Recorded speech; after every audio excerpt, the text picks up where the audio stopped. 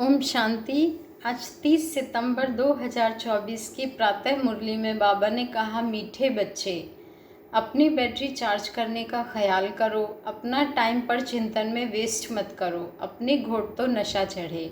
मीठे बच्चे अपनी बैटरी चार्ज करने का ख्याल करो, अपना टाइम पर चिंतन में वेस्ट मत करो, अपनी घोट तो नशा चढ़े। प्रश्न है, ज्ञान 1 सेकंड का होते हुए भी बाप को इतना डिटेल में समझाने व इतना समय देने की आवश्यकता क्यों? उत्तर है, क्योंकि ज्ञान देने के बाद बच्चों में सुधार हुआ है या नहीं यह भी बाप देखते हैं और फिर सुधारने के लिए ज्ञान देते ही रहते हैं। सारे बीज और झाड़ का ज्ञान देते हैं, जिस कारण उन्हें ज्ञान सागर कहा जाता है।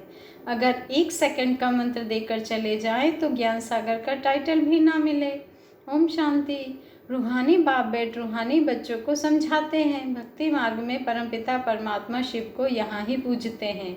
भल बुद्धि में है कि यह होकर गए हैं, जहाँ पर लिंग देखते हैं तो उनकी पूजा करते हैं। यह तो समझते हैं शिव परम धाम में रहने वाला है, होकर गए हैं, इसलिए उनका यादगार बनाकर पूजते हैं। जिस समय याद किया जाता है तो बुद्धि में जरूर आता है कि वह निराकार है, जो परम धाम में रहने वाला है। उनको शिव कह पूजते हैं। मंदिर में जाकर माथा टेकते हैं, उन पर दूध फल जल आदि चढ़ाते हैं, परंतु वह तो जड़ है, जड़ की भक्ति ही करते हैं। अभी तुम जानते हो वह है चैतन्य, उनका निवास स्थान परम धाम है। वह लोग जब पूजा करते हैं तो बुद्धि में रहता है कि परम धाम निवासी है, होकर गए हैं, तब यह चित्र बनाए गए हैं जिसकी पूजा की जाती है। वह चित्र कोई शिव नहीं है, उनकी प्रतिमा है। वैसे ही देवताओं को भी पूजते हैं, जड़ चित्र है, चैतन्य नहीं है। परंतु वह चैतन्य जो थे वह कहाँ गए यह नहीं समझते, जरूर पुनर्जन्म ले नीचे आए होंगे। अभी तुम बच्चों को ज्ञान मिल रहा है, समझते हो जो भी पूज्य देवता थे वह पुनर्जन्म लेते आए हैं। आत्मा वही है, आत्मा का नाम नहीं बदलता, बाकी शरीर का नाम बदलता है। वह आत्मा कोई ना कोई शरीर में है, पुनर्जन्म तो लेना ही है। तुम पूजते हो उनको जो पहले पहले शरीर वाले थे, सतयुगी लक्ष्मी नारायण को पूजते हो।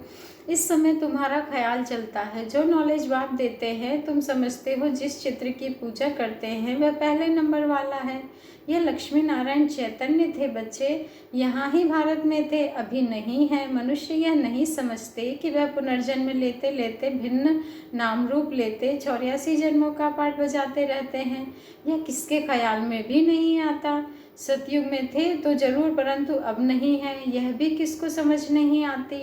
अभी तुम जानते हो, ड्रामा के प्लान अनुसार फिर चैतन्य में आएंगे जरूर। मनुष्यों की बुद्धि में यह ख्याल ही नहीं आता, बाकी इतना जरूर समझते हैं कि यह थे, अब इनके जड़ चित्र हैं, परंतु वह चैतन्य कहाँ चले गए ये किसकी बुद्धि में नहीं आता है। मनुष्य तो 84 लाख पुनर्जन्म कह देते हैं, यह भी तुम बच्चों को मालूम पड़ा है कि 84 जन्म ही लेते हैं, ना कि 84 लाख। अब रामचंद्र की पूजा करते हैं, उनको यह भी पता नहीं है कि राम कहाँ गया। तुम जानते हो कि श्री राम की आत्मा तो जरूर पुनर्जन्म लेती रहती होगी, यह इम्तिहान में नापास होती है, परंतु कोई ना कोई रूप में होगी तो जरूर ना, यहाँ ही पुरुषार्थ करते रहते हैं। इतना नाम वाला है राम का तो जरूर आएंगे। उनकी बाबा ने कहा उनको नॉलेज लेनी पड़ेगी, अभी कुछ मालूम नहीं पड़ता है तो उस बात को छोड़ देना पड़ता है। इन बातों में जाने से भी टाइम वेस्ट होता है, इससे तो क्यों ना अपना टाइम सफल करें, अपनी उन्नति के लिए बैटरी चार्ज करें। दूसरी बातों का चिंतन तो परचिंतन हो गया, अभी तो अपना चिंतन करना है। हम बाप को याद करें, वह भी जरूर पढ़ते होंगे, अपनी बैटरी चार्ज करते होंगे, परंतु तुमको अपनी करनी है बैटरी चार्ज। कहा जाता है अपनी घुट तो नशा चढ़े। बाप ने कहा है जब तुम सतो प्रधान थे तो तुम्हारा बहुत ऊंच पद था, अब फिर पुरुषार्थ करो, मुझे याद करो तो विकर्म विनाश हो, मंजिल है ना। यह चिंतन करते करते सतो प्रधान बनेंगे, नारायण का ही सिमरन करने से हम नारायण बनेंगे। अंत काल में जो नारायण सिमरे, तुमको बाबा ने कहा तुमको बाप को याद करना है जिससे पाप कटे बच्चे, फिर नारायण बने। यह नर से नारायण बनने की हाईएस्ट युक्ति है। बाबा ने कहा यह नर से नारायण बनने की हाईएस्ट युक्ति है कि बाप को याद करो जिससे पाप कटेंगे और आप नारायण बनेंगे। ये हाईएस्ट युक्ति है। बाबा ने कहा एक नारायण तो नहीं बनेंगे ना, यह तो सारी डिनोएस्टी बनती है। बाप हाईएस्ट पुरुषार्थ कराएंगे, यह है ही राजयोग की नॉलेज। सो भी पूरे विश्व का मालिक बनना है। जितना पुरुषार्थ करेंगे उतना ज़रूर फ़ायदा है। एक तो अपने को आत्मा ज़रूर निश्चय करो। कोई कोई लिखते भी ऐसे हैं, फलानी आत्मा आपको याद करती है, आत्मा शरीर के द्वारा लिखती है, आत्मा का कनेक्शन है शिव बाबा के साथ। मैं आत्मा फलाने शरीर के नाम रूप वाली हूँ, यह तो ज़रूर बताना पड़े ना, क्योंकि आत्मा के शरीर पर ही भिन्न भिन्न नाम पड़ते हैं। मैं आत्मा आपका बच्चा हूँ, मुझ आत्मा के शरीर का नाम फलाना है। आत्मा का नाम तो कभी बदलता नहीं। मैं आत्मा फलाने शरीर वाली हूँ। शरीर का नाम तो जरूर चाहिए, नहीं तो कारोबार चल ना सके। यहाँ आप कहते हैं मैं भी इस ब्रह्मा के तन में आता हूँ टेम्परेरी।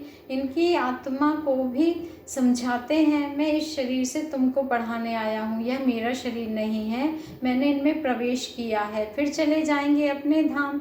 मैं आया ही हूँ तुम बच्चों को यह मंत्र देने। ऐसे नहीं कि मंत्र देकर चला जाता हूँ, नहीं, बच्चों को देखना भी पड़ता है कि कहाँ तक सुधार हुआ है, फिर सुधारने की शिक्षा देते रहते हैं। सेकंड का ज्ञान देकर चले जाएं तो फिर ज्ञान का सागर भी ना कहा जाए। कितना समय हुआ है तुमको समझाते ही रहते हैं। झाड़ की, भक्ति मार्ग की सब बातें समझने की डिटेल है, डिटेल में समझाते हैं। होलसेल माना मन मना भव, परंतु ऐसा कहकर चले तो नहीं जाएंगे, पालना देख रेख भी करनी पड़े। कई बच्चे बाप को याद करते करते फिर गुम हो जाते हैं। बच्चे फलानी आत्मा जिसका नाम फलाना था, बहुत अच्छा पढ़ता था, स्मृति तो आएगी ना। पुराने बच्चे कितने अच्छे थे, उनको माया ने हप कर लिया। शुरू में कितने आए, फट से आकर बाप की गोद ली, भट्टी बनी। बाबा ने कहा इसमें सबने अपना लक भाग्य आजमाया, फिर लक आजमाते आजमाते माया ने एकदम उड़ा दिया, ठहर ना सके। फिर 5000 वर्ष के बाद भी ऐसे ही होगा। कितने चले गए, आधा झाड़ तो जरूर गया। जब बाबा ने कहा भल झाड़ वृद्धि को पाया है, परंतु पुराने चले गए, समझ सकते हैं। बाबा ने कहा उनसे कुछ फिर आएंगे जरूर पढ़ने, उनमें से कुछ जरूर पढ़ने आएंगे। बाबा ने कहा स्मृति आएगी कि हम बाप से पढ़ते थे और सब अभी तक पढ़ते रहते हैं, हमने हार खा ली, फिर मैदान में आएंगे, बाबा आने देंगे। फिर भी भल आकर पुरुषार्थ करें, कुछ ना कुछ अच्छा पद तो मिल ही जाएगा। बच्चे बाप स्मृति दिलाते हैं। बाबा क्या दिलाते हैं? स्मृति दिलाते हैं कि मीठे मीठे बच्चे माँ में कम याद करो तो पाप कट जाएंगे। अब कैसे याद करते हो? क्या यह समझते हो कि बाबा परम धाम में है? नहीं, बाबा तो यहाँ रथ में बैठे हैं। इस रथ का सबको मालूम पड़ता जाता है, यह है भाग्यशाली रथ, इनमें आया हुआ है बाबा। भक्ति मार्ग में थे तो उनको परम धाम में याद करते थे, परंतु यह नहीं जानते थे कि याद से क्या होगा। अभी तुम बच्चों को बाप खुद इस रथ में बैठ श्रीमत देते हैं, इसलिए तुम बच्चे समझते हो बाबा यहाँ इस मृत्यु लोक में पुरुषोत्तम संगम युग पर है।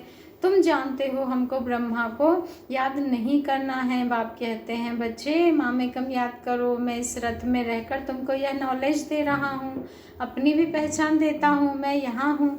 आगे तो तुम समझते थे परम धाम में रहने वाला है, होकर गया है, परंतु कब यह पता नहीं था। होकर तो सब गए हैं ना, जिनके भी चित्र हैं, अभी वह कहाँ है यह किसको पता नहीं है। जो जाते हैं वह फिर अपने समय पर आते हैं, भिन्न भिन्न पाठ बजाते रहते हैं। स्वर्ग में तो कोई जाते नहीं है बच्चे।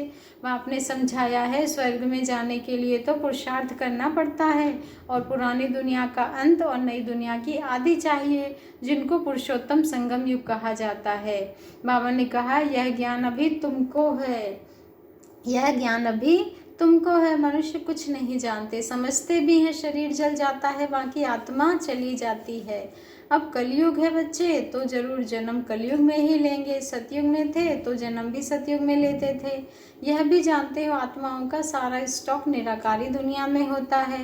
यह तो बुद्धि में बैठा है ना, फिर वहाँ से आते हैं, यहाँ शरीर धारण कर जीव आत्मा बन जाते हैं। सबको यहाँ आकर जीव आत्मा बनना है, फिर नंबर बार वापस जाना है। सबको तो नहीं ले जाएंगे, नहीं तो प्रलय हो जाए। दिखाते हैं कि प्रलय हो गई, रिजल्ट कुछ नहीं दिखाते।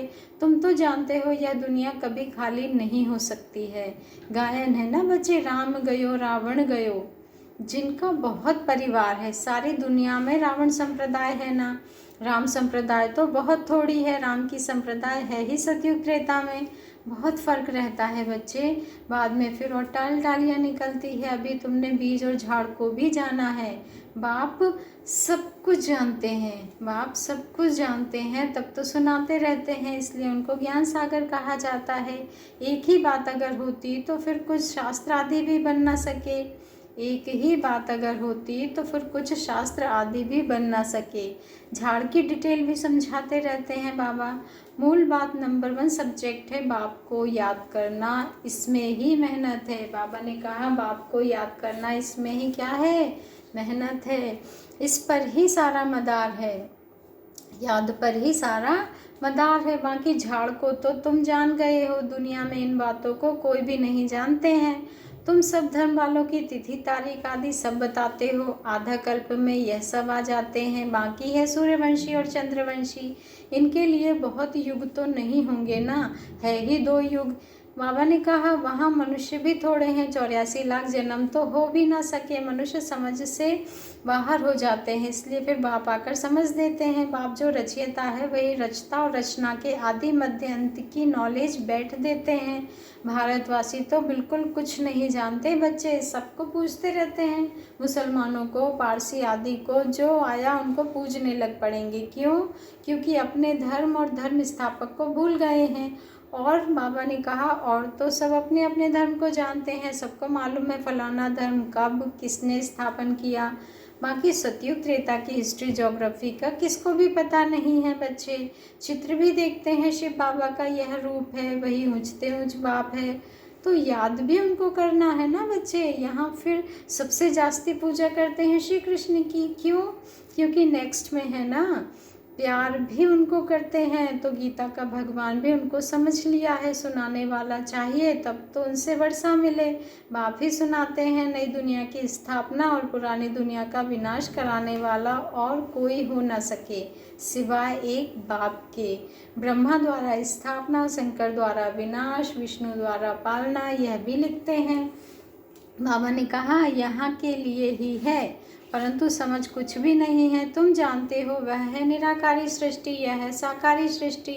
सृष्टि तो यही है, यहाँ ही राम राज्य और रावण राज्य होता है, महिमा सारी यहाँ की है। बाकी सूक्ष्म वतन का सिर्फ साक्षात्कार होता है, मूल वतन में तो आत्माएं रहती हैं, फिर यहाँ आकर पाठ बजाती हैं। बाकी सूक्ष्म वतन में क्या है, यह चित्र बना दिया है जिस पर बाप समझाते हैं। तुम बच्चों को ऐसा सूक्ष्म वतनवासी फरिश्ता बनना है। फरिश्ते हड्डी मांस बगैर होते हैं ना बच्चे, कहते हैं ना दधीची ऋषि ने हड्डियां भी दे दी। बाकी शंकर का गायन तो कहाँ है नहीं, ब्रह्मा विष्णु का मंदिर है, शंकर का है, शंकर का कुछ है नहीं, तो उनको लगा दिया है विनाश के लिए। बाकी ऐसे कोई आँख खोलने से विनाश करता नहीं है। देवताएं फिर हिंसा का काम कैसे करेंगे, ना वह करते हैं ना शिव बाबा ऐसा डायरेक्शन देते हैं। डायरेक्शन देने वाले पर भी आ जाता है ना, कहने वाला भी फंस जाता है, वह तो शिव शंकर को ही इकट्ठा कह देते हैं।